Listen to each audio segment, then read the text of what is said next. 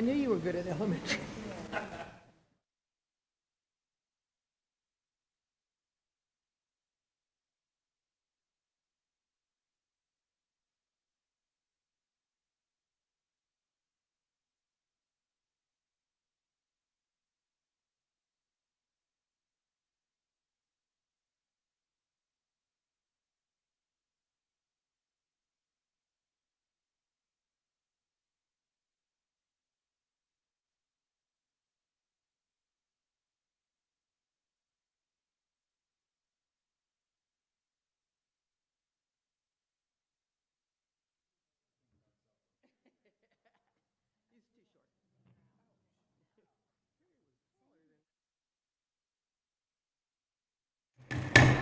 Good morning, everybody. Welcome to our January 21st, 2025 policy meeting.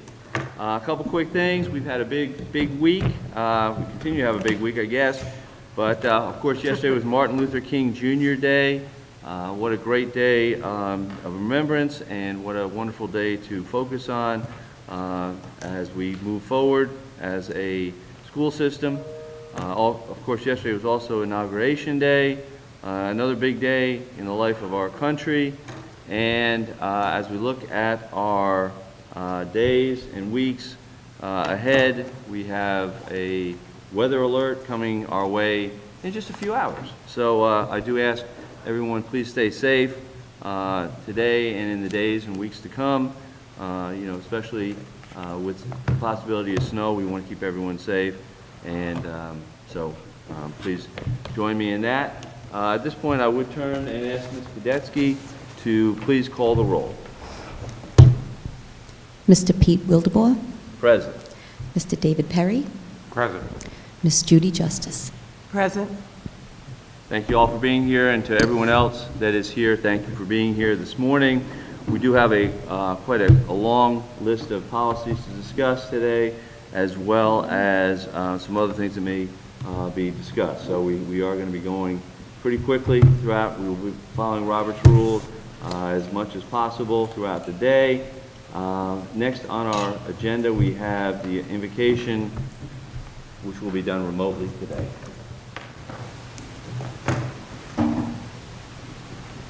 Sovereign God, you are our Lord and the keeper of our universe. Your word reminds us we are your people and the sheep of your pasture. Today, as the board begins their meeting for the betterment of our schools, we thank you for the leadership, for every teacher, every faculty and staff member, and particularly for our students. We pray for your continued protection over every campus and all of our students. We pray specifically that you will grant this board direction, wisdom, and clarity in their decision-making, so that whatever decisions they make will be for the improvement and betterment of our schools. We thank you for your guidance and your loving kindness. May we forever give your name praise. Amen. Thank you. I've asked Mr. Perry to lead us in the pledge today. So Mr. Perry? I pledge allegiance to the flag of the United States of America and to the republic for which it stands, one nation, under God, indivisible, with liberty and justice for all. And that means, Ms. Justice, next go-round, I'll be next year to do it, if you don't mind. Okay, next go. Our next bit of business is the approval of the agenda. Do I hear a motion? Ms. Justice? Yes, I would like to add something to the agenda. Okay. I would like to add policy code 4351, short-term suspension. 4351, is that correct? Correct. 4351. Is there a second? I second that. Okay, 51. Okay, any other discussion? I have copies for some people, I don't have enough. Go ahead. I would like to also motion that we at least discuss the behavioral reports request that was also submitted, I believe, in Ms. Justice's email, requesting that we discuss the topic of setting a policy in regards to us receiving monthly behavioral reports. Okay, let's talk about 4351 first. Is there any other discussion we need to Oh, vote I'm on sorry. that? Yeah, I we need to vote on that. Okay, first, that's then we okay. can add something else. Is there any other discussion on that? All in favor of adding policy 4351, please signify by saying aye. Aye. Aye. Aye. All opposed? Like sign, that passes 3-0, so we'll add 4351 at the, let's see what we can add that. Go down. Oh, there we go.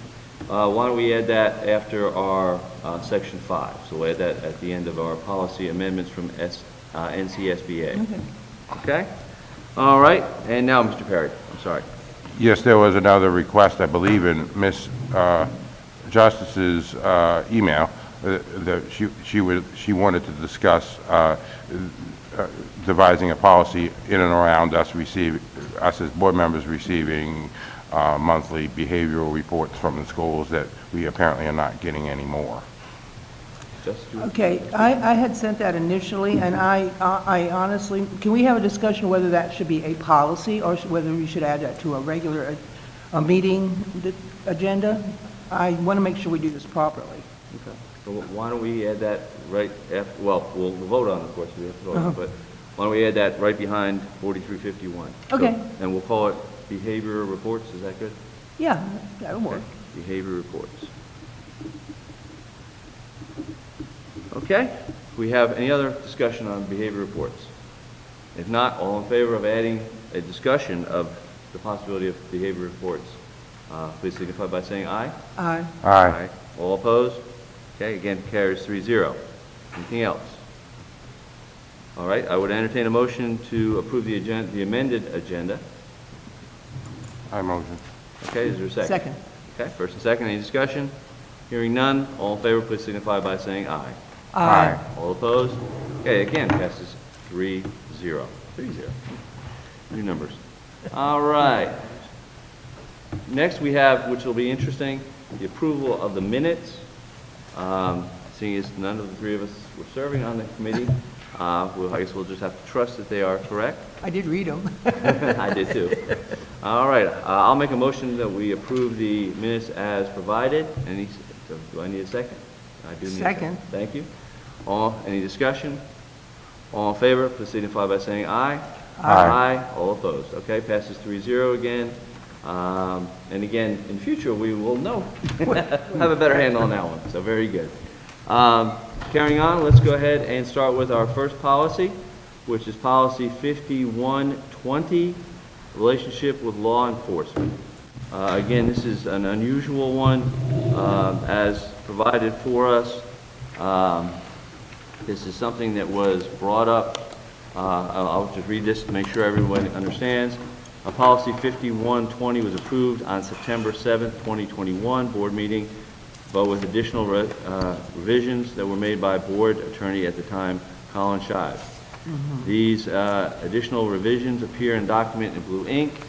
The document was inadvertently not forwarded to NCSBA for inclusion in the policy, online policy manual. So I'll make a motion that we pass policy 5120. Is there a second? We'll have discussion. Then we have discussion, but we need a second. Second. Okay, you second? Okay, we have first and second. Any discussion? Now we have discussion. Mr. Perry? I was just confused by the document. There was one sentence in section D that was highlighted in red, and then there's another section that was highlighted in blue that's looks like it's marked to be deleted. Is the section in red also marked to be deleted? That's a good question. It says, I believe the beginning says it's in blue, so I'm not exactly sure why the red is there. Can you, I'll turn it over to our attorney and see if, I'm not sure. Wasn't red to remove? I might be wrong. I'm trying to remember. I thought that red is, No, that's not to remove. I remember. red doing is it. in, blue is out, is I think. Yeah, but I John, already added if this. you can nod your head or shake your head, am I saying that right? Yeah, I think red was what was approved, Uh-huh. blue was what Colin had. Okay. The red was already approved. Right. Okay, thank you, sir. Oh, and So that again, says red so. is now, red was already approved. Blue is the part that, that the board attorney at that time had added. And now we have the copies that they made here, and they actually say it. Okay, there you go. I was going, delete it. Okay. Yes, sir, Mr. Perry? So, okay, thank you, more. So we are not, what is the rationale behind deleting the notification to the superintendent?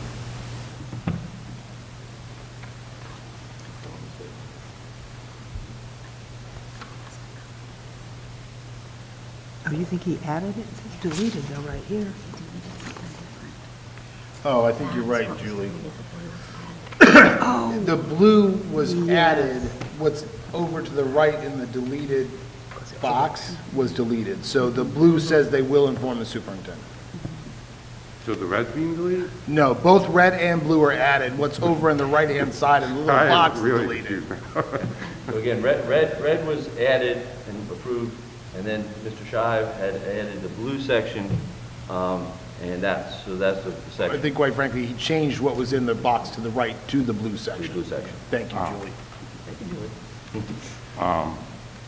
And so you Yeah. will be notified. Yeah, yeah. Why is this so confusing? I mean, why is just, We like to juggle things. it should have been simple. Yeah. Well, and probably if it was discussed that following the next meeting, then it probably would have been a lot Yeah, because I easier. vaguely remember this. Yeah, it might have been more clear 2 years ago when it got put out at the beginning, yeah. Yes, sir, Mr. Perry. That's right. This is not something that that I'm moving on, but just a general comment. It mentions, and since 7B 2101 is already mentioned and been approved as added, as you mentioned, and not something that we're adding like, or the change that's in blue. It's just that based off the policy and reading 2101, it seems to me that, you know, while there are some protections for children who are under 16, so that anything they say without a parent or whatever cannot be used against them, no such protections exist for a child over 16. And most of the time, they will probably realize what their rights are at age 16, but there might be a situation with a child with cognitive disabilities that might not really understand, you know, that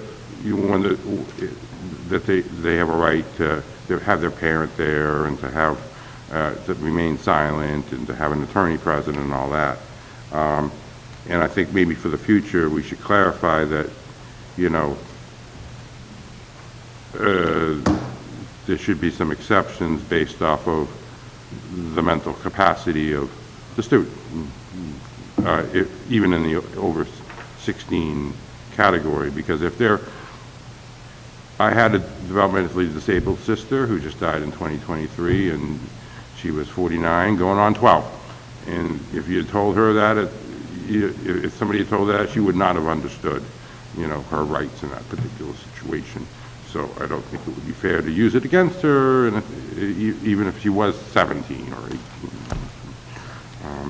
But I'm not, since it's already been approved, I'm not making an motion. I just think that we need to be cognizant of the rights of our students, and don't just assume that, you know, all 16-year-olds are going to fully comprehend their rights. And I will say, as school officials, they act in loco parentis, and principals that I have worked with in the past, if there is a situation like that, they will adjust accordingly. And I was basically going to say the same thing. And in loco parentis, that means we stand in for the parents legally. But if you're working in a school with students, you know this, especially if you're an administrator, you know the situation. You're going to protect the rights of your child because it's your child, technically. That's all. Okay, thank you. We have a motion and a second to pass this on to the board. Finally. All in favor, please signify by saying aye. Aye. Aye. All opposed. Okay. And I would ask the attorney, is there a way that that can go to the board as second reading and just be passed and gone, or does it need to go through the same cycle? What's the question? Because it has gone before the board before, can it go on as a second reading and then get passed, or does it need to go through the same cycle? I think we should follow the same cycle, because I'm not sure what happened 2 years ago. Okay, all right. Fair enough. So we'll put policy 5120 as a first reading for next meeting. Carrying on with our second policy, which, get back to it.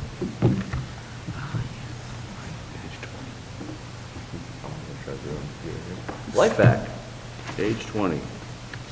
I'm going to turn it over to our attorney because he has done a lot of this work for us.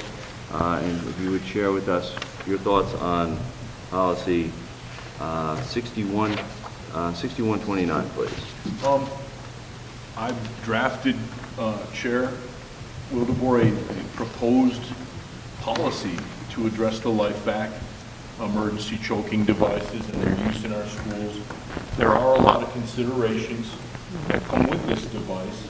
You know, I was able to find between the last board meeting, or 2 board meetings ago, and this, I was able to find that the Red Cross and Advisory Council has approved its use following the Heimlich maneuver and back blows.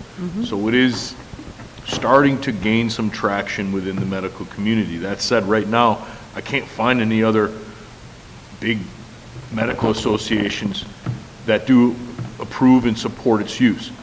With that said, I don't see why it could not be something in our emergency response team's repertoire. The hurdles that we would have to overcome is that we'd have to find a volunteer who, on that emergency team, who would willingly, voluntarily do the training. State law prohibits us from being able to force people to take emergency training.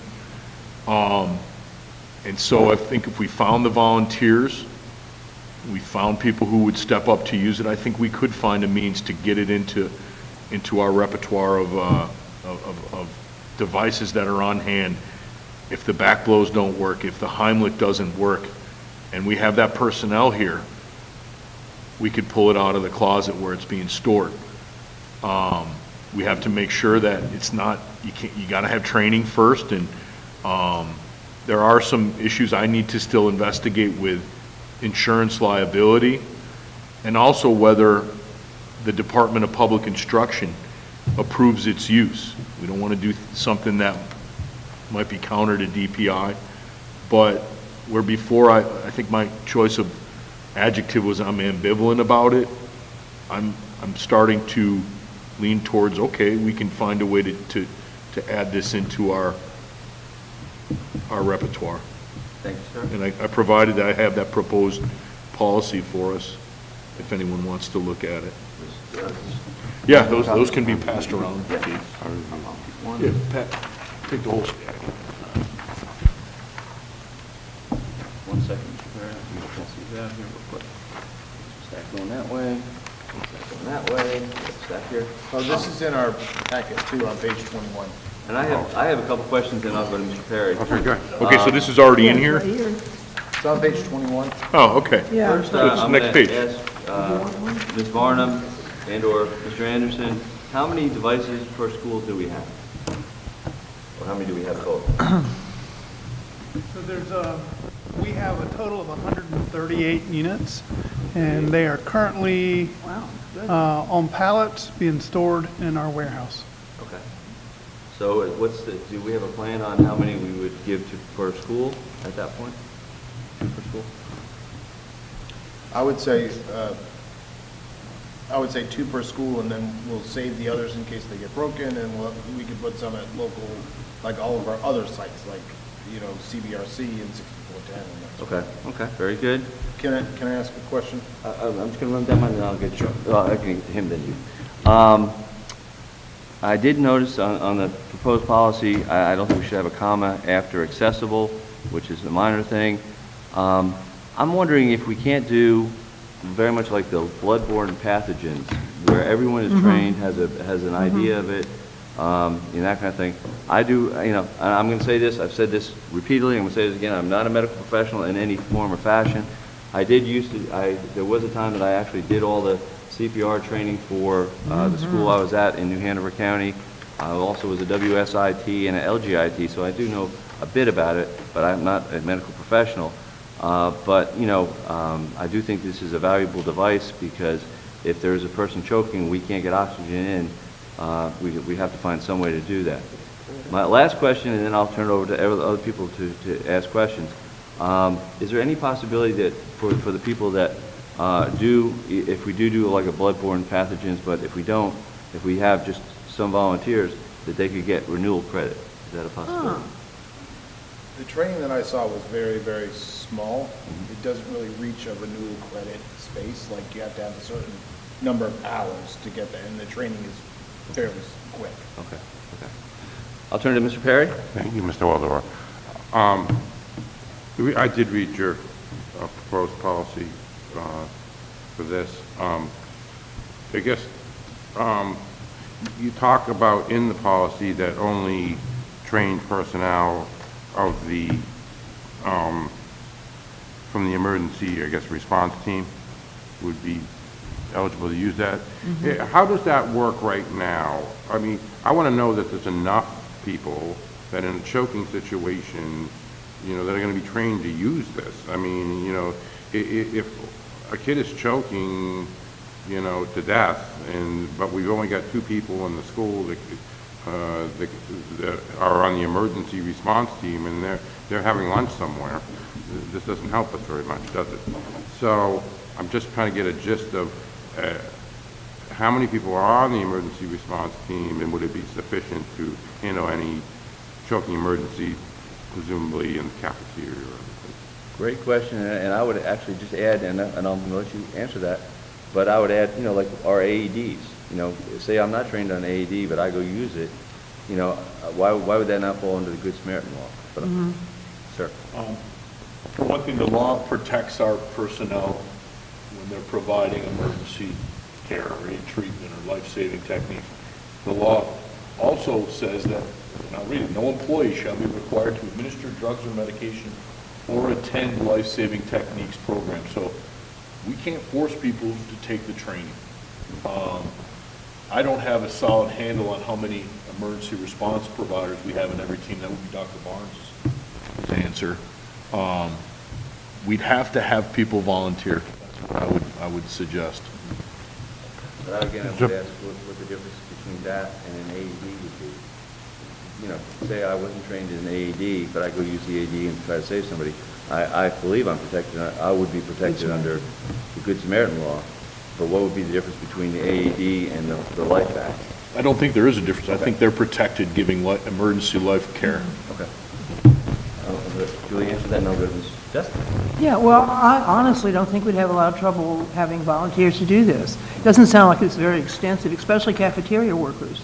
But then teachers would probably, this is why people are in schools. They want to protect the kids and help the kids. And if it's done like, say, school opening and maybe, you know, a half-hour training, it doesn't sound like it's extensive at all.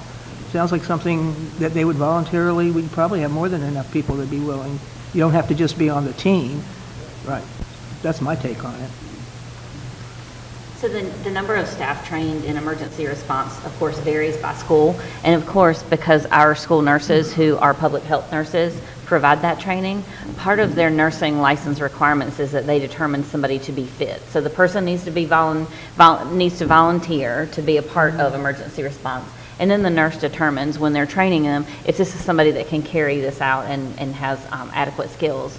So in our elementary schools, sometimes that team of emergency responders is going to be smaller, but in our middle and high schools, it's much larger. All of our coaches are required to have training in CPR, first aid, AED response. So they are much higher trained, but they are required to be trained as a part of their coaching duties to be trained in those basic life-saving measures, but those have to fall under the American Heart Association. So, from your policy, proposed policy, were you limiting it, the use of it only to the emergency response teams, or as yes, or in an emergency, any teacher, who even if they're not in the emergency response team, could use it. Question I don't have the answer. I would lean towards only the emergency response team. Same with defibrillators and you know, it's the policy that I mirrored the EpiPens for this draft policy. It's trying to mirror that, the EpiPen use. But I don't have an answer to whether or not it's permissible right now for members, anybody, as opposed to people on our emergency response team. In my mind, I think we'd want the emergency response team only. Justice? That's a pretty small group compared to the overall school and the people who are going to be around kids while they're eating. And it's just like you were talking about the the device, AD, what is that called? AED. It's over here somewhere in the wall. Yeah, you know, the Good Samaritan law. I personally would think that limiting it just to the emergency response team, which is a small group of people within a school compared to everybody that's going to be around kids while they're eating. Kids eat all day long in all kinds of places.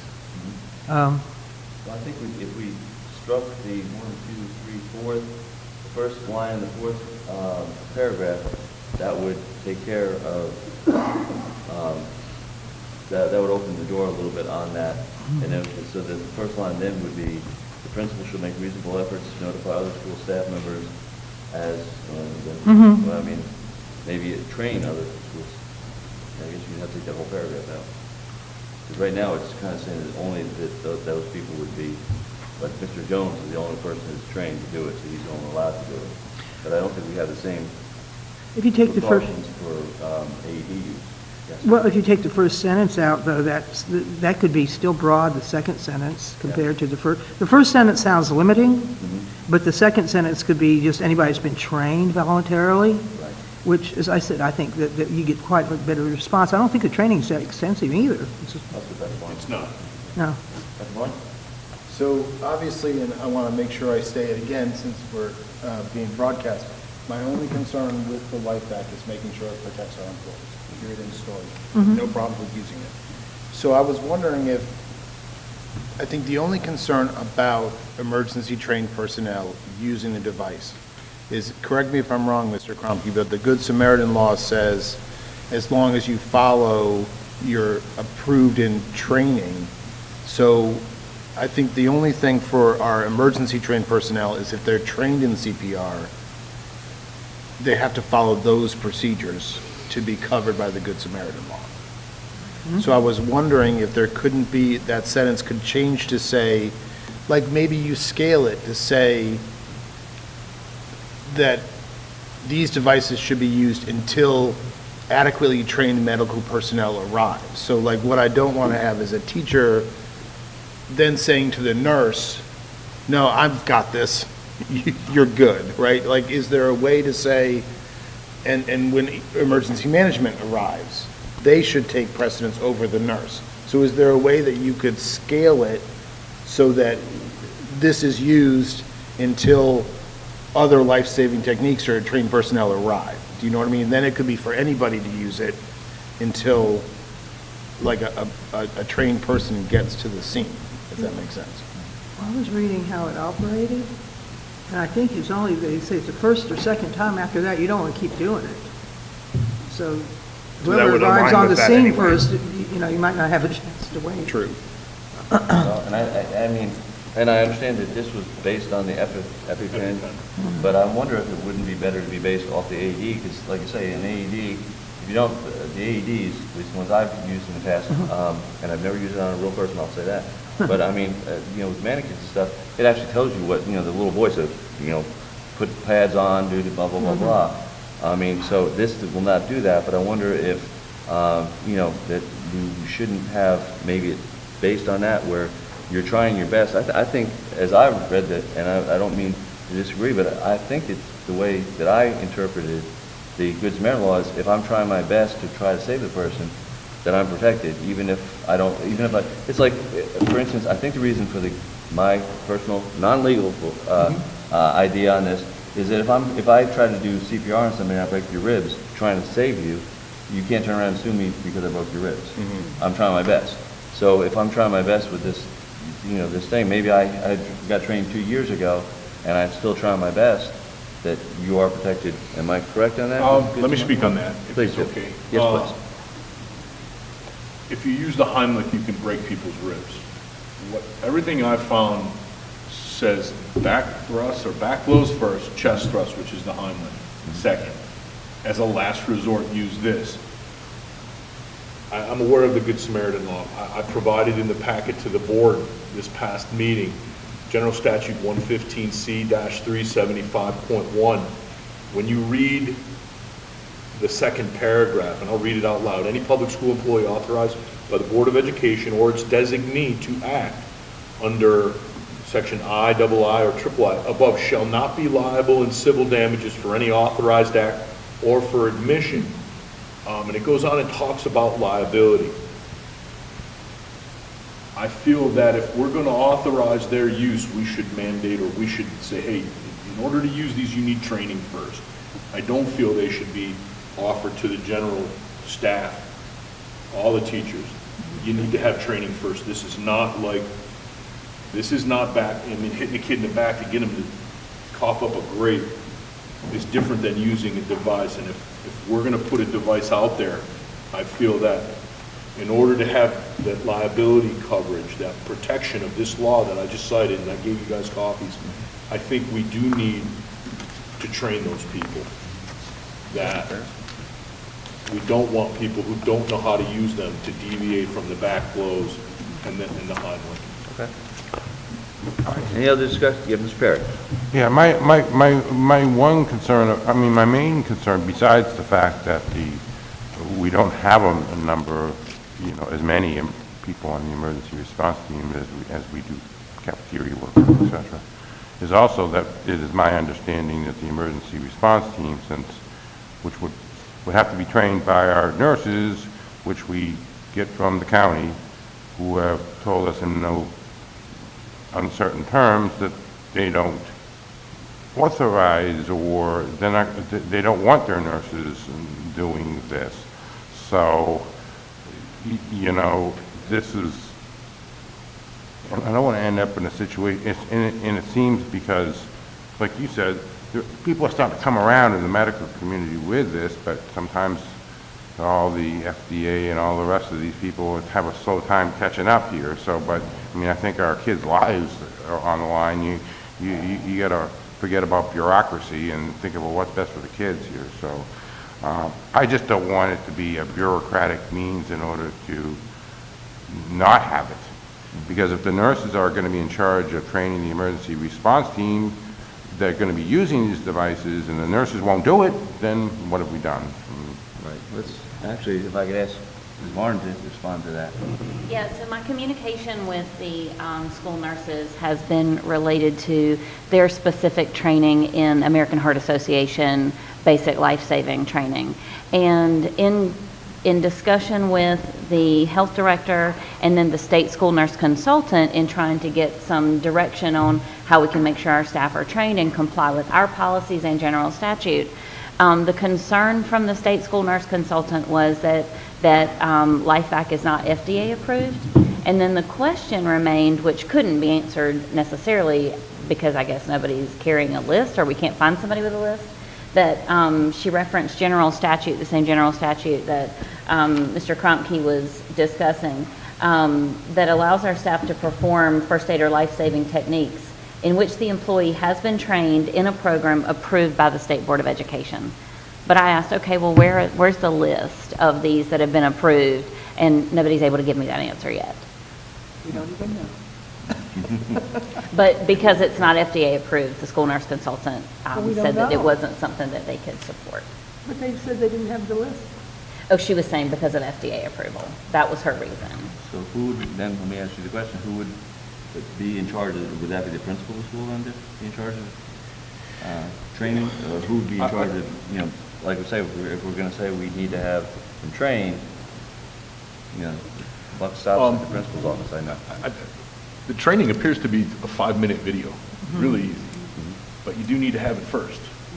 I think we offer our personnel, if you know, take the 5-minute course online.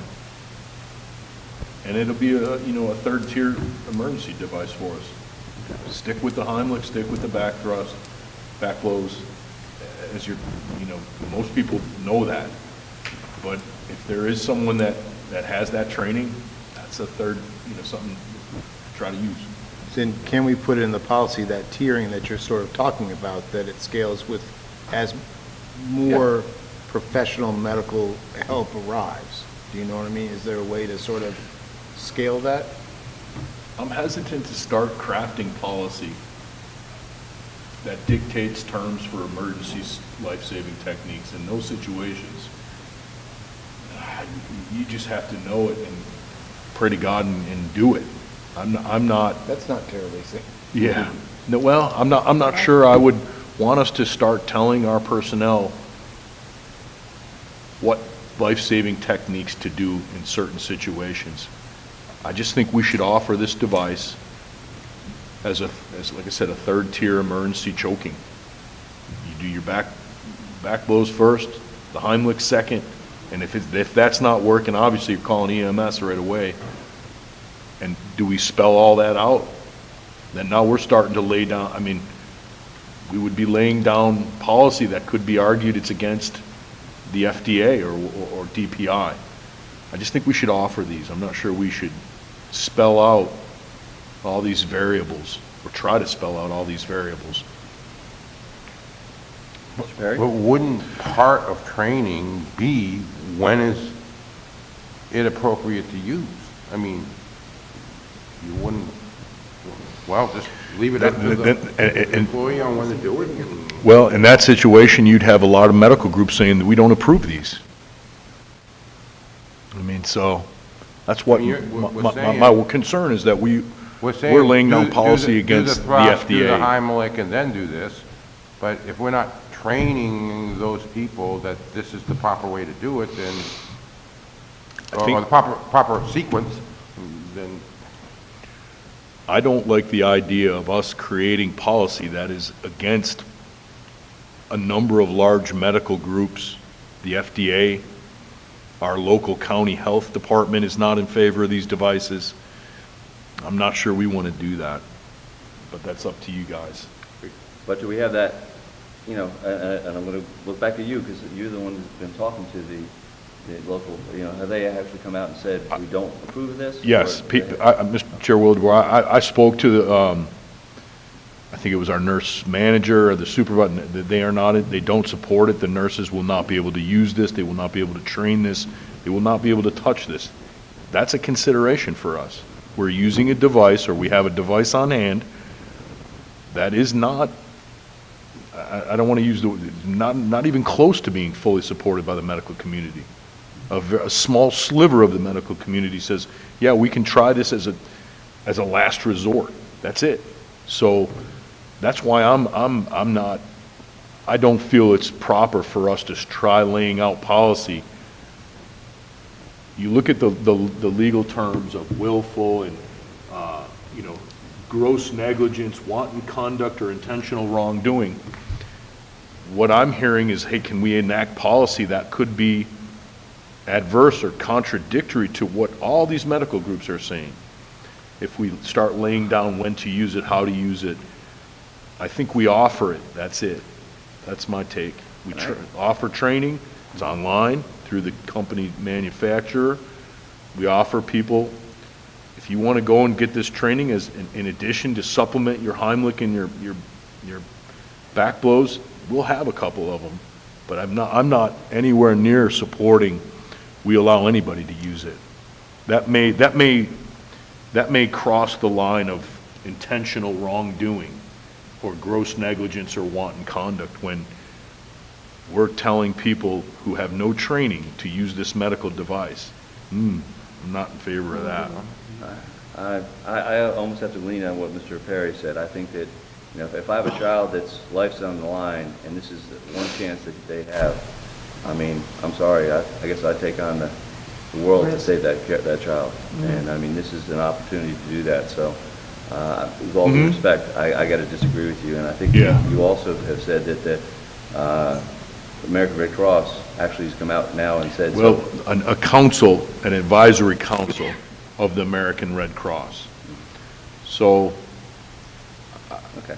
Well, I'm gonna stop our conversation at this point. Why don't we do this? Why don't we tweak this? Why don't we bring it to the whole board? My suggestion would be, I'm only one of three of us, we will bring it to the whole board, let the whole board have further input. We have two board members here. By the way, thank you guys for being here today. Appreciate that very much. Why don't we bring this to the whole board, let the whole board discuss it, if that's okay. So my corrections I would like to make, obviously we have, and I have no problem with your numbering, unless somebody else has a problem with the 6129 as a number, let's leave it there. The number, the question you had there for first is, I'm understanding 2 devices per school. I would like to take out easily accessible, the comma there, we don't need that comma, it should be Okay. easily accessible locations. Board members, do we have any other tweaks to this? This was the one you mentioned before to make sure that it's just not limited to emergency response personnel. Okay, so deleting that. Yeah, that 1, 2, sentence. 3, fourth, first line and the fourth. Let's delete that. so the third paragraph will be deleted? 4. 1, 2, 3, fourth paragraph, first line. Okay. So we're not telling. But I don't want to take out the training, I just don't want it to be limited to that little Right. subset. Oh, yeah, no. Okay. But it says each, so one or more, so I think that does give us the opportunity to have, if the whole staff comes in and says, hey, we want to be trained in this, they could all be part of it, correct? That's correct? And I'll also check with our insurance liability carriers, make sure we get their position on this device. Okay, okay. Okay. Ms. Justice? Yeah, and I briefly, because everybody was talking about it and I had just come on the board, I did do a little research, and it is conflicting, but it's getting better as far as the groups approving it. It's got like a 94% success rate. That's pretty impressive. And if you got a child dying, as you mentioned, it was my kid. Yeah, you know, if it saves one child, to me, it's well worth it. Ms. Perry, do you have your hand up? I'm sorry. Dr. Barnes? And I'll direct my folks to go ahead and get them prepped and sort of divided up. I know one of the concerns has been the length of time it's been taking to get that. So Eddie, if you could have the purchasing folks kind of get them grouped up and ready to go in case, so that way, once the board does make a full decision, we'll be poised to move either way. And I would ask you, if you wouldn't mind, and I don't know if you're going to have a principals meeting between now and then, especially with all the stuff going on, but would you kind of just bounce this off with the principals and see what their thoughts are, please? It depends on when you bring it to the board. The next principal meeting I'll have will be after the next board meeting, Would you mind? but I can certainly pull, so that don't have to be difficult. Yeah, I can pull them and sort of get them up to speed. Thank you, I appreciate that. Thank you so much. All right, so I make a motion that with the changes, we move policy 6129 onto the full board. Is there a second? Second. First and second, any further discussion? If not, all in favor, please signify by saying aye. Aye. Aye. All opposed. Okay, 6129, as the amended version, will be moved on as a first reading at our next meeting. Thank you, everyone, for all that very intense and profitable discussion. All right, let's see what we have next. Page 43, everybody. It's a jump, so I figured I'd... Thank you. Yeah. All right. Page 43. I'll just do it this way. All right, so our next policy for discussion, and I'm going to kind of go through these policies. A lot of them I noticed, and maybe you concur, hopefully you do, that a lot of them have just a very small amount of change. You know, there's some of them just have a letter, a jot or tittle added throughout the thing, but otherwise, if there's any discussion, so I'm going to go through it. If you'd like to further discuss it, we will stop and do that. If not, we will carry on. So first policy we have was 3225. Is there anyone that wants to discuss that? Mr. Perry.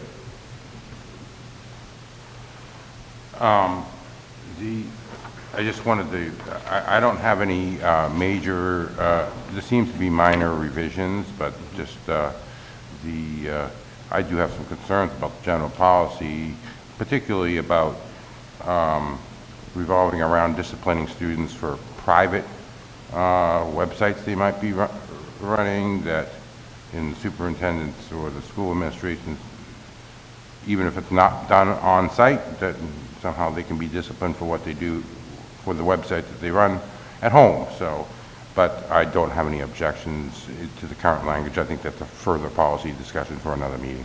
Okay, thank you, sir. Anything else? Okay. All right, so our first policy is 3225. I'll move it on to the board for a reading. Let's go ahead and take a vote. 3225. We'll do one by one, if you don't mind, or we could do the whole thing, whatever you'd rather do. We'll go ahead and do one by one. 3225, I'll make a motion, we carry that on for first reading, or, excuse me, for the existing policy, up in the right, or upper right.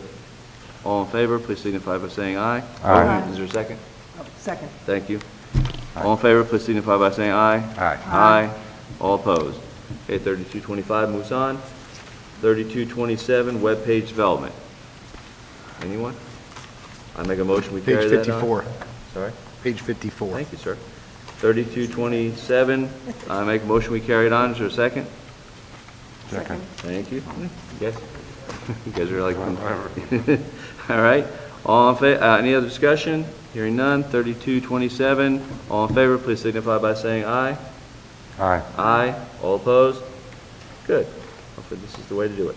3420, student promotion and accountability. Page 60. I got that. Okay. Any discussion? Hearing none. I make a motion, we carry on 3420 to the full board. All in favor, please, any discussion? No. All in favor, please signify by saying aye. Aye. Aye. All opposed? 3420. Carries on. I don't think I got a second on that. Was there a second on that? I'm sorry. I did not get a second. I'll second it. Thank you. Retroactively. Yeah, I'm trying to keep this straight. 3460, I've actually asked Dr. Barnes to walk us through that. Dr. Barnes, or I guess maybe... Yeah, and I'm going to ask Robin to speak to some of this. These are changes to our graduation requirements that are created by DPI and the State Board of Public Instruction. Page 68, sorry, I've fallen asleep on the job. Robin, do you want to speak to any of these things specifically?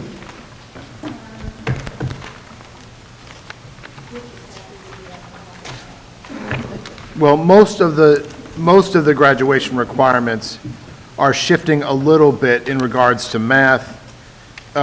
They have also talked about students who come into for the first time in 9th grade are required to have one arts education course. That used to be voluntary, is now mandatory. I love it. Right, and that starts with the 25, 26 students entering 9th grade.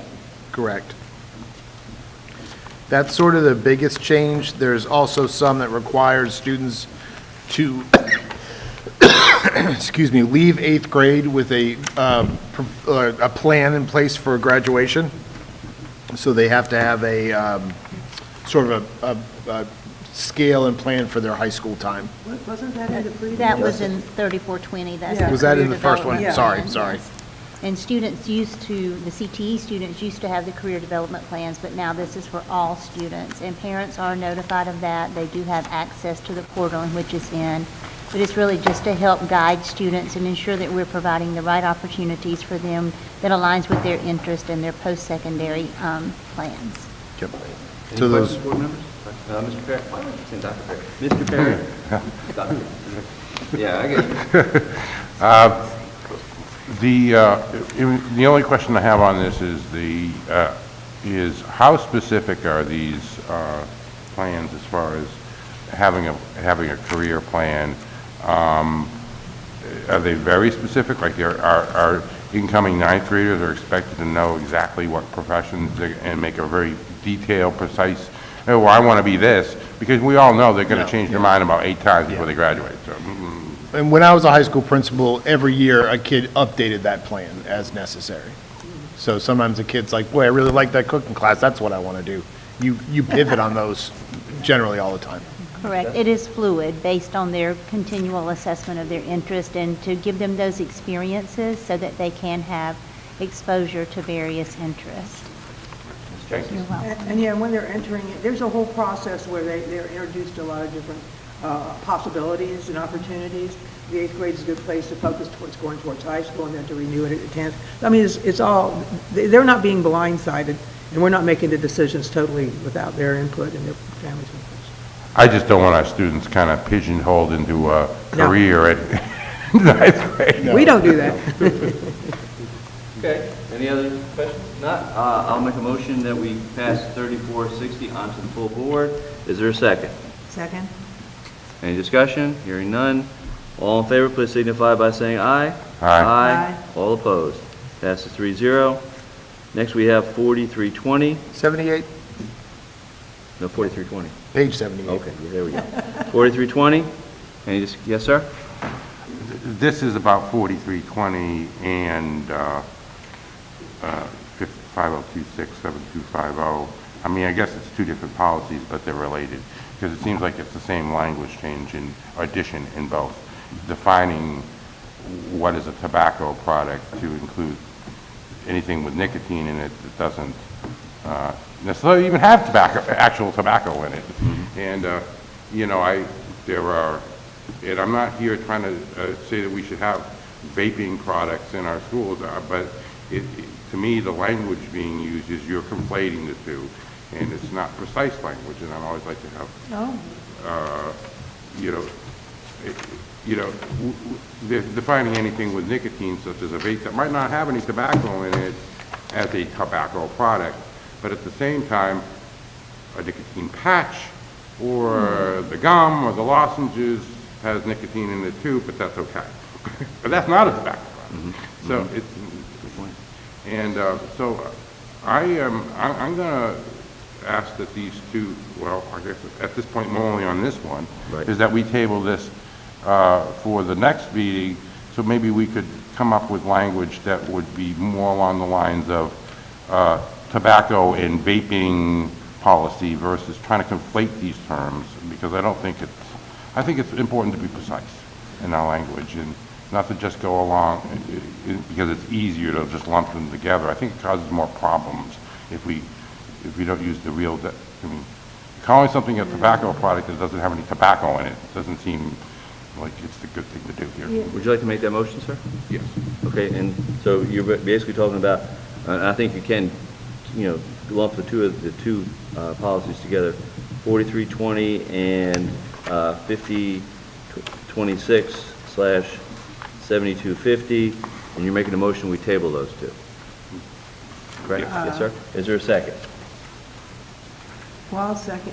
Okay. The terminology is the issue, correct? Okay, so we have a motion to table 4320 and 5026/7250 to have our attorney to look at it over and maybe come up with a better, more succinct verbiage. Any further discussion? No, I agree with Mr. Perry that there's a product, I got a lot of guys playing hockey using Zins. It's like a pouch. I think it has salt with nicotine on it. And I'm not sure this would cover that. I think we do need to address this and make sure we cover all the possible chemicals that are out there that people are dipping now.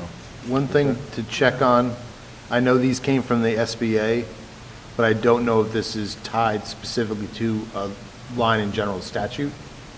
So I would check to make sure of that, because the board can create policies that are more restrictive than general statute, but not less. Maybe we consider the label of the policy 4320, instead of calling it tobacco products, call it tobacco and nicotine products. And that would cover any concerns, and that would fit down below all that blue stuff, and this policy would pass. Instead of changing the language, just change the label, tobacco and nicotine products. Mr. Perry, would you be okay with that, or? It seems, though, that the actual language defines tobacco of the addition here, defines tobacco as these things, so just changing the top label, I don't think is sufficient. All right, we do have a motion and second in front of us to hold 4320, 5026, and 7270 in policy. All in favor, please signify by saying aye. Aye. Aye. All opposed. That passes 3-0. So that will be held in policy, and in policy. Yes, ma'am. Yeah, I wanted a little discussion. Go ahead. Okay. I'm sorry. Well, when he looks at the nicotine and the tobacco terminology and how it's being used, remember too, that we do have kids that are addicted to nicotine, and they wear patches or they chew gum, and they're trying to get off of it. So you can figure that one out. But so putting just nicotine and saying that you can't, when there could be a health reason, maybe you should put that in the policy. Well, Mr. Crumpkin and I can talk about that. We're going to work that one over, it sounds like. Yeah. Next time. Yeah. Carrying on, we have 4334, 5035, 7345, which is on page, Oh, yeah. Sorry, I was looking at the general statute for you guys. It's on 80, yeah. Mr. Chair, Mr. Chair, Yes, sir. point of, could we take, could I make a motion to take a 5-minute Sure. A break? Sure, absolutely. I second that. We'll come back together at 11 o'clock. Okay. 5-minute break.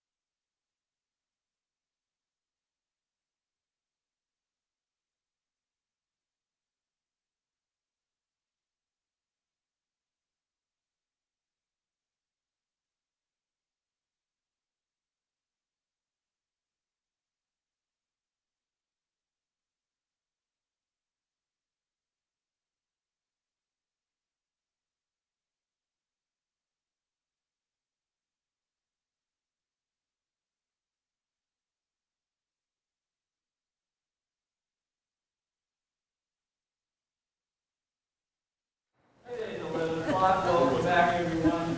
Thank you, and again, very great desk yesterday. We all need a little rest right there. And more than and other things. We're going to carry on with our next policy.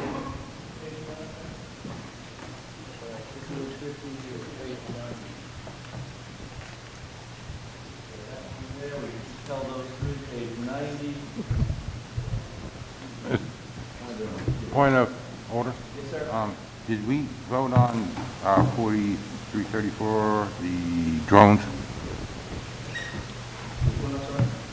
4334, 5035, 7345, use of unmanned aircraft?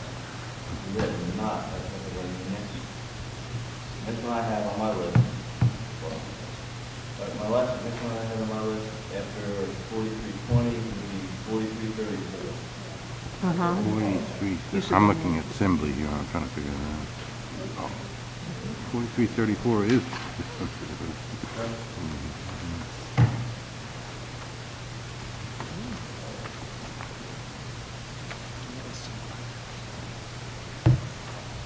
All right, we got 4334. Oh, I'm off, sorry. Might be better that way, I'm not too sure.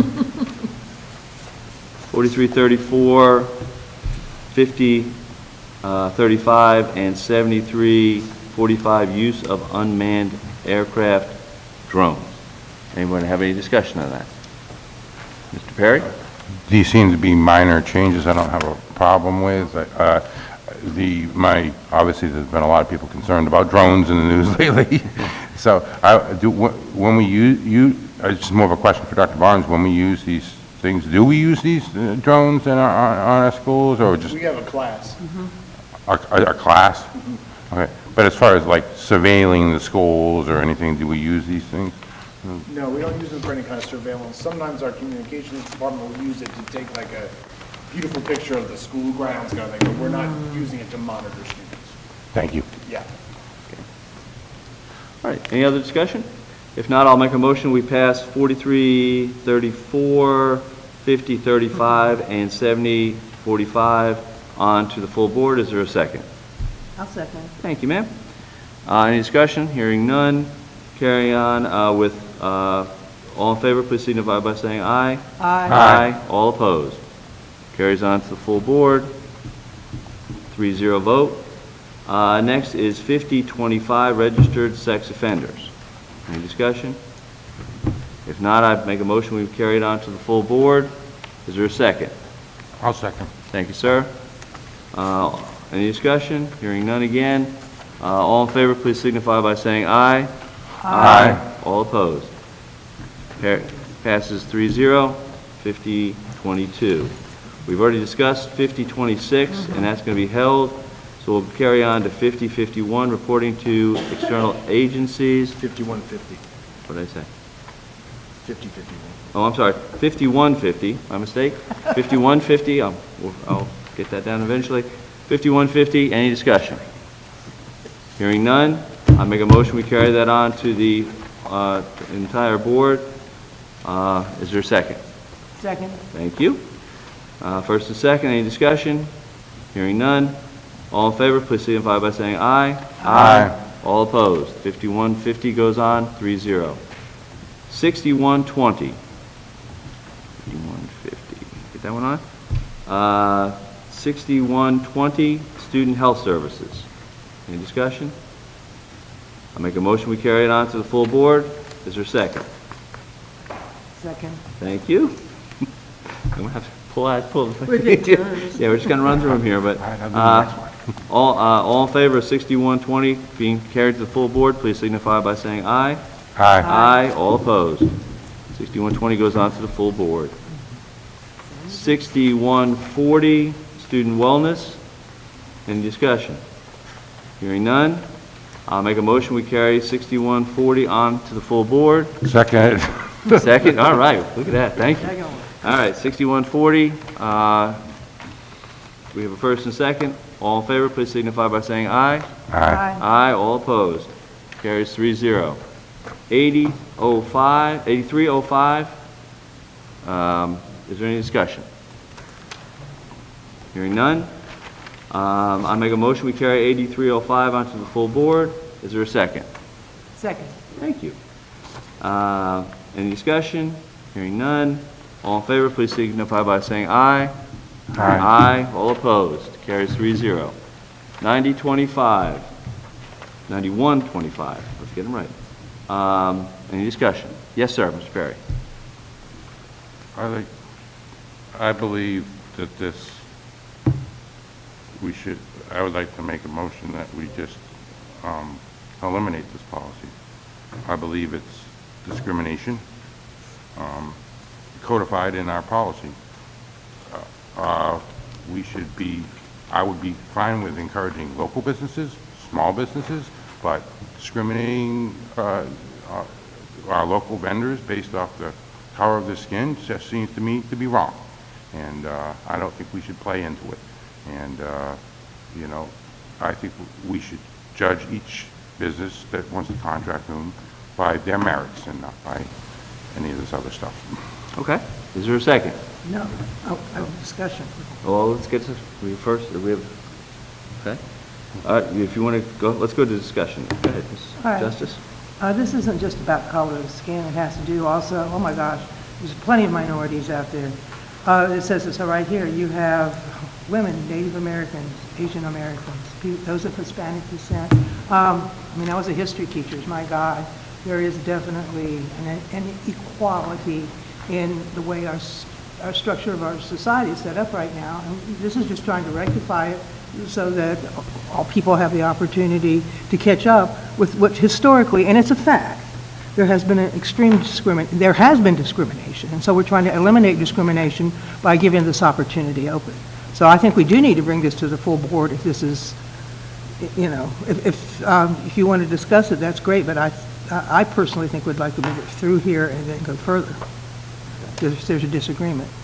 And since we have one on either side of the equation here, I would almost say that I think the whole board should hear it and discuss it. I think it is a very valuable discussion, whether we want to continue this or not, but I don't know that the policy committee in itself should be the body to eliminate this policy. So I would concur that we should bring it to the whole board. If the whole board decides to eliminate this policy, then we need to eliminate it. But if the whole board, I think that's why we have 7 on the board and not only 3. So I'm going to concur with Ms. Justice as far in the point that we do bring it to the entire board for discussion, and then the entire board can decide whether or not to follow Mr. Perry's advice as to eliminate it. And I'm sorry, I'll go to Ms. Sutton, and then I'll go right to you, Radcliffe. Yes, I did want to share that this is state purchasing law is the reason it's in our board policy. So this isn't just us, this is coming from the state. Thank you. Okay, back to Ms. Perry. Thank you very much for that. There's more of a point of procedure.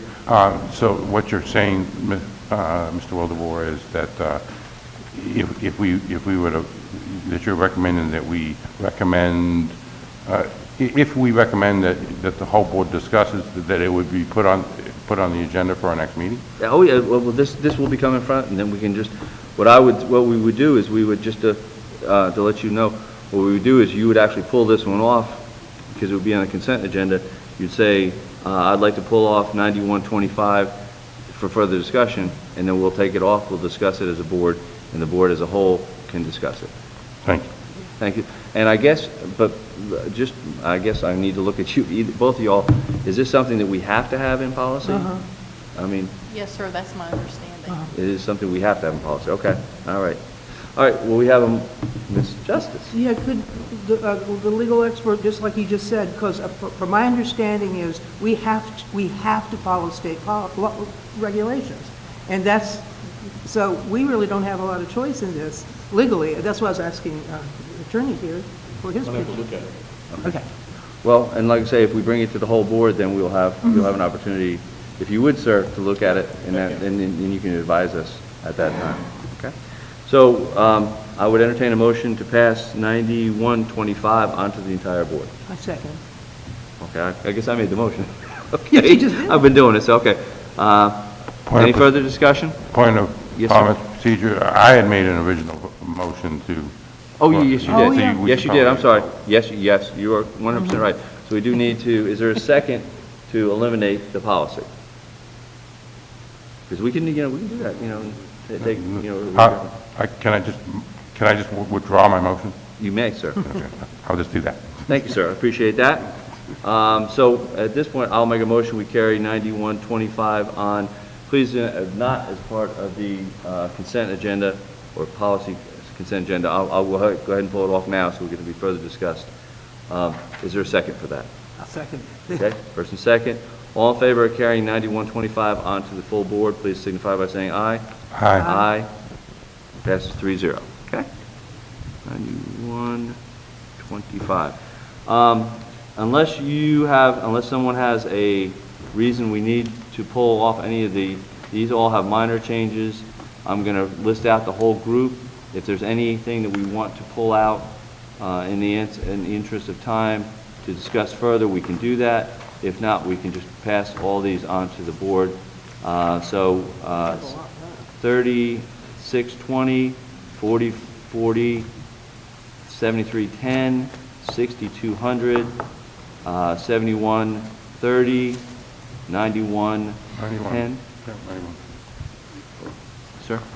Yes, 9110. You want to pull 9110? Okay. So we'll pull 9110 for further.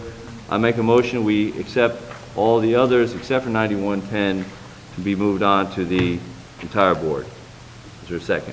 Second. Okay. I don't know if we got that, one's pretty close. All right, all in favor, please signify by saying aye. Aye. All opposed. Passes 3-0. Mr. Perry, 9110, you wanted to discuss. Most of our contracts go through a competitive bidding process. My understanding is that architects, engineers, surveyors are not required by state law to go through a bidding process. There are any exceptions to the rule. But I don't think that that's mandated that we do it that way. I think we should have a competitive bidding process for those positions as well. Simply because we don't have to doesn't mean we can't have a competitive bidding process. From my understanding of the law, unless our attorney would advise us otherwise. Mr. Crosby, do you have? I have no comment on this right now. I have to look at this. Okay. I would just say the wording is set up to align with state purchasing policy, but we can certainly be more restrictive than state purchasing policy. Would you like to make a motion that we hold 9110 in policy? Yes, I'd like to move we table it until we get some answers from our Okay. legal advisor. And I'll second that we hold 9110 in committee. Further discussion? Hearing none, all in favor of holding 9110 in policy, please signify by saying aye. Aye. Aye. All opposed. That passes 3-0. Okay, now, the things that we have added, I think we're done with our regular agenda. We have added 4351 to our discussion, so we will take that up at this time. Ms. Justice, you were the one that asked to, I believe, Ms. Justice asked to hold, or to discuss 4351. Is there a possibility we can get that on the board? That's what I was hoping for. Because I make copies, but not that many, and we need to look at them. If anybody wants a couple physical copies, does anybody? There's some to pass. There we go. Okay. Here you go. Anybody have Terry? one? Couple? Yeah, I also have the two items that have been repeatedly requested to be added. And I think at this point, if we're not familiar with this, I don't know where we've been for the last couple of years. But I'm going to pass these out. I've only made, sorry I didn't make enough copies, but this is what the request was. I'll code these down this direction. For the changes, the short-term suspension. I had some down this way.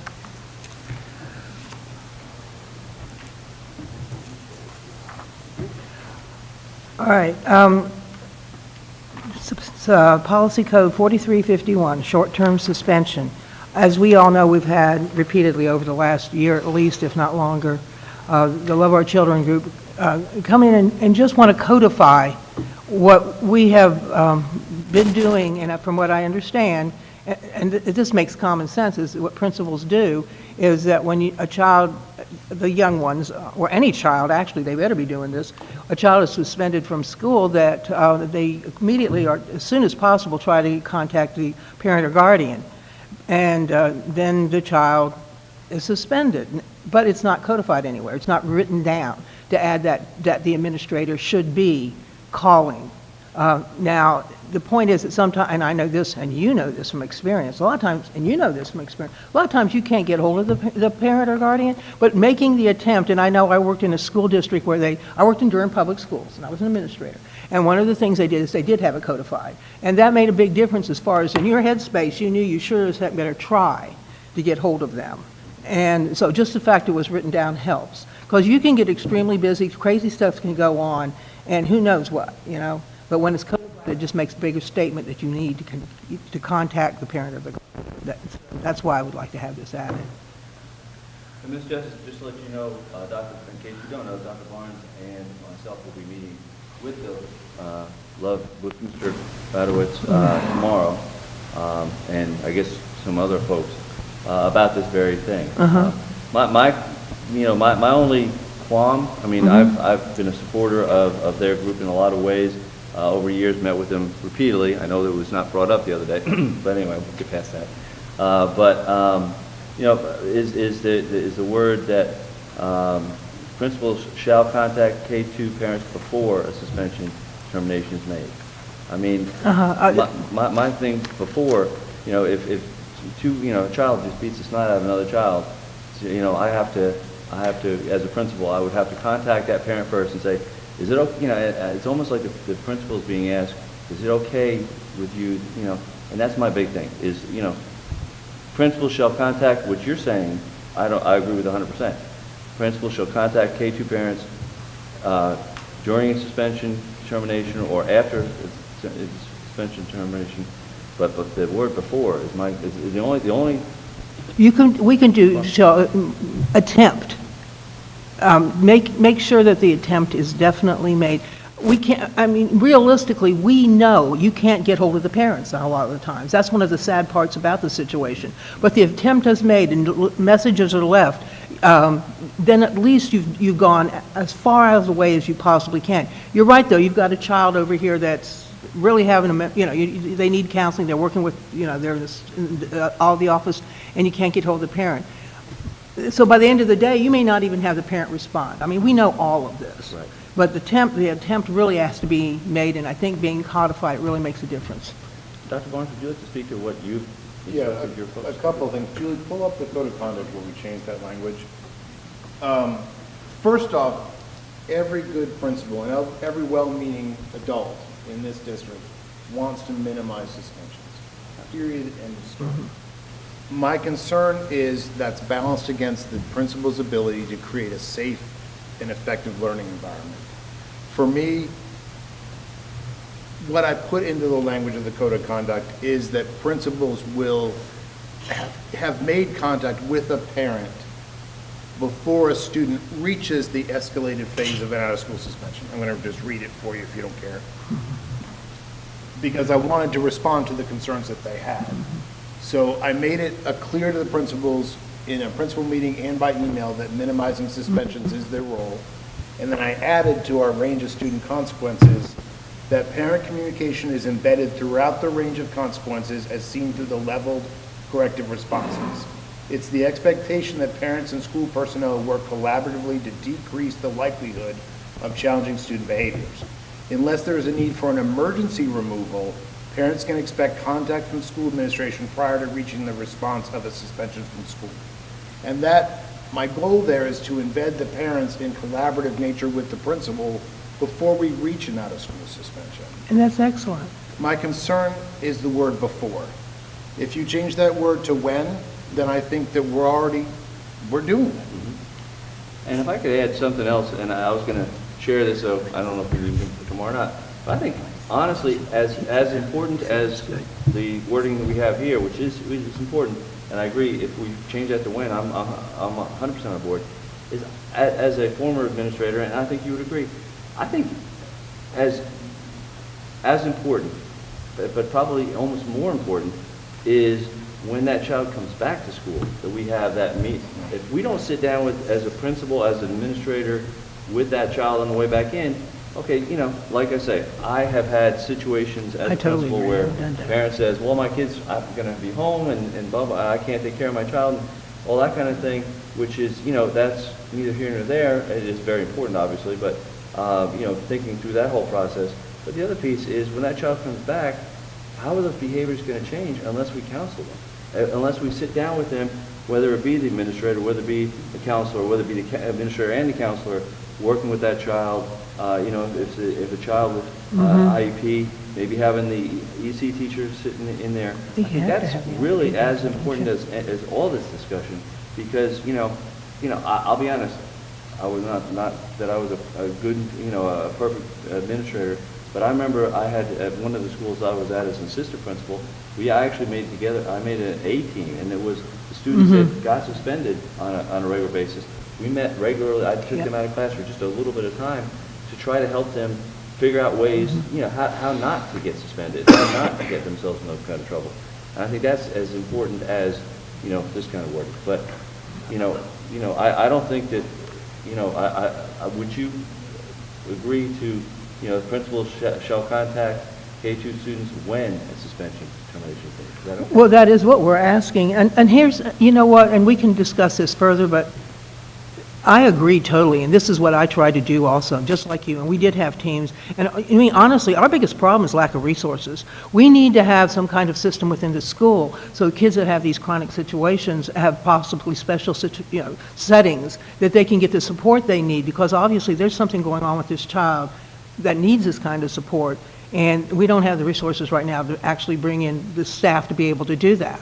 But in lieu of that, I mean, of course, maybe we should visit this about having, you know, the parents need to come with the child when they return and have a meeting with the staff to set up a proper, you know, positive reentry plan, especially with a small child. That's fine. Also, I know that I sent, I'm sorry, go ahead, Mr. Perry, go ahead, I'm sorry. Could I just make a motion to amend the language to say principals shall attempt to contact parents as soon as possible when a suspension determination is made? And let's get rid of the K-2. This should be happening for all of our students, not just K-2. Okay. Can you repeat that motion, please, sir? Amend the proposed language to say principals shall attempt to contact parents as soon as possible when a suspension determination is made. Okay. Is there a second? Well, can we, I guess I'll second it so we Okay, can you'll second it, discuss. then we determine. Okay. Then we discuss. Okay. The reason that this is 4351 has to do with the age of the child, because I agree with you. I think it should be across the board for older children too. But this one specifically is for the younger kids. I mean, this is why we created this particular policy. So if we could do that right now, and then that and then the reentry plan too. These are some things that we could be focusing on that could just make it better for our kids and their families so they can be successful. This policy is for all short-term Oh, suspensions. okay. Well, then, excuse There's language me. built in it for kids under 8. Okay. The one in bold is specific, but it's the whole gambit. Oh, okay. Well, then I think, yeah, I like that. I second it. I Okay, you agree with second it. it. Dr. Barnes? A couple of things. I agree with Mr. Perry that anytime that we suspend a child out of school, there needs to be a contact with the parent. I would ask that it say an administrator rather than a principal, because sometimes assistant principals do a lot of that work as well. And in a high school, imagining a poor principal having to call everyone. I would welcome a friendly amendment. But administrator shall contact parents when a suspension determination is made, I think is reasonable. Or attempt to. Absolutely. Okay. All right, so we have a motion, and we're going to go with administrator. You good with that? You're good with that? Yep. Second? Yep. Okay. Principal or designee. That sounds smarter. Yeah, it could be. Principal or designee, okay? Correct. Perfect, okay. Because I guess it could be a, what do they call, dean of students? Yeah, exactly, Yeah, or yeah. one of the guidance counselors to work with parents. Okay, and all the again, time. this would have to go in front of the whole board, just make sure everybody understands, it would have to go in front of the whole board. Is this We okay? have a motion and a second to change the wording.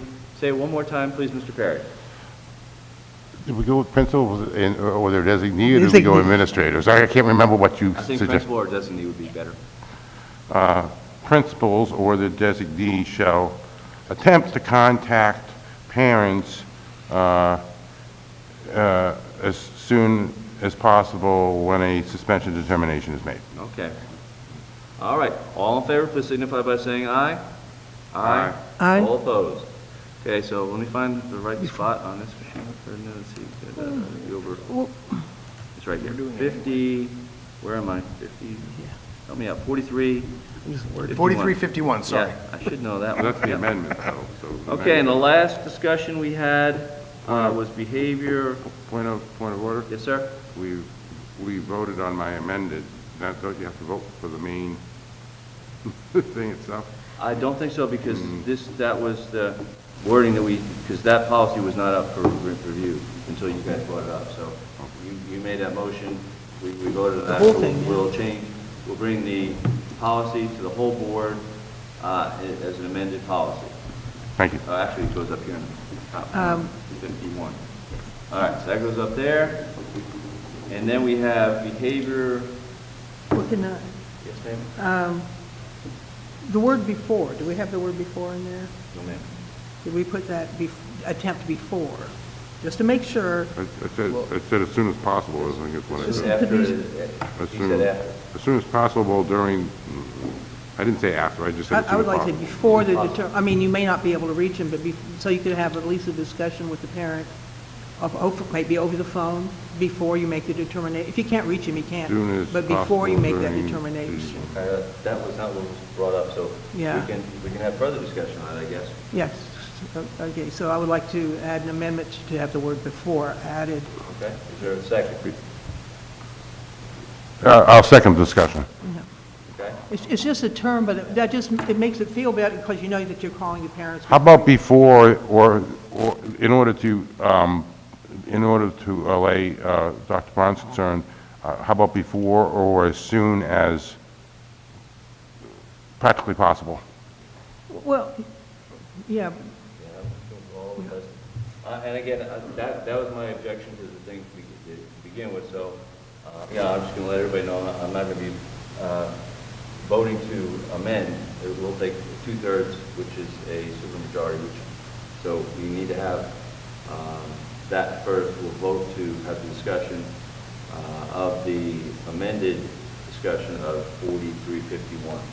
So all in favor of having a further discussion of 4351, gives the words before, please signify by saying aye. aye. No. Okay, then we will not. Okay? I also vote no. I just wanted to clarify something. Yes, go ahead. Okay, so we can still take this to the board, and when we discuss this could be added at Oh, that time. absolutely, Sure, absolutely, okay, that's fine. 100%. Yep, All right. yep. So the last discussion topic we had today, I believe that came, I'm not sure, Mr. Perry, why don't you discuss it, behavior reports. Right. Yeah, there you go.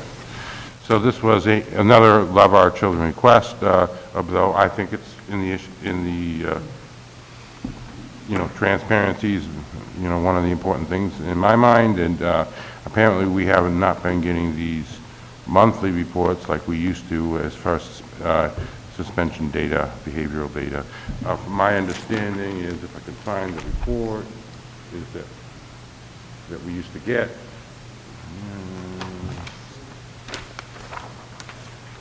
Student support services. Well, this says to the board. Right, so, I'm just discussing this, so, we used to get this, so, The number basically. apparently we're not getting these now, at least not monthly anyway. Is that correct? Ms. Varner? So the Student Services Monthly Report was created for district administrators to view metrics. before we had other avenues such as a Who Knew It dashboard and before we used other dashboard methods. Now, I will say that report, because it's a collection of lots of different vital signs on the district, whether it's McKinney-Vento, numbers by school, FAFSA completion, dropout counts, bullying reports, threat assessments, that kind of thing.